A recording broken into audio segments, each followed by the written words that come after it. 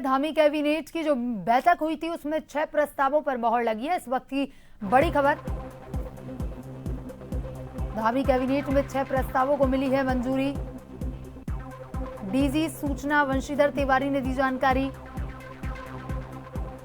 देहरादून शहर की ट्रैफिक व्यवस्था में सुधार के लिए देहरादून सिटी ट्रांसपोर्ट लिमिटेड का होगा गठन। और इसी खबर पर ज्यादा जानकारी के साथ bureau chief SN Pant online पर जुड़ चुके हैं। एसएन पंत, धामी कैबिनेट की बैठक हुई थी, क्या कुछ विशेष रहा? बैठक में 6 प्रस्तावों को मंजूरी भी मिली है।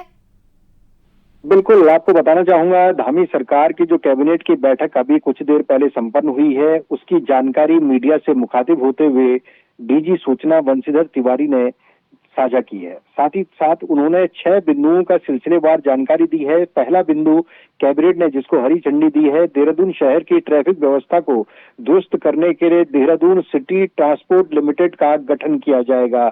यानी इसका एक ढांचा विकसित किया जाएगा जो एक देहरादून सिटी ट्रांसपोर्ट लिमिटेड होगा, जिसका काम हो शहर के आगे आने वाले 50 और 100 साल में कितनी आबादी बढ़ेगी, ट्रैफिक सिस्टम कितना दुरुस्त होगा, किस तरीके की अव्यवस्थाएं होगी, उसको दूर करना, सड़कों का चौड़ीकरण करना, सड़कों के लिए प्रदूषण रहित विमानों को या वाहनों को कैसे चलाया जाएगा, उस पर फोकस करना। इसके अलावा उच्च न्यायालय के अधिष्ठान कार्यालय में वरिष्ठ प्रमुख निजी सचिव और आशुलिपिक के एक पद यानी कुल 2 पदों के सृजन को मंजूरी मिली है। इसके अलावा उधमसिंह नगर जिले के 9.918 हेक्टेयर भूमि को जिला विकास प्राधिकरण को आवंटित करने का फैसला भी धामी कैबिनेट ने लिया है।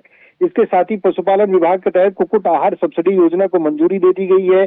कैबिनेट ने राज्य के 9 पर्वतीय जिलों के लिए इस योजना को तय किया है और 2,25,85,000 सब्सिडी के रूप में ये राशि दी जाएगी। उत्तराखंड सेवा का अधिकार का जो नवम वार्षिक प्रतिवेदन 2023 और 24 है, विधानसभा पटल पर प्रस्तुत किए जाने का निर्णय लिया गया है।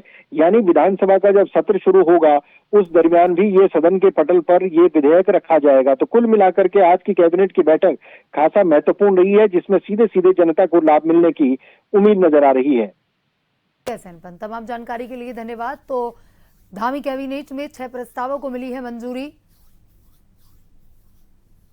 डीजी सूचना वंशीधर तिवारी ने जानकारी दी।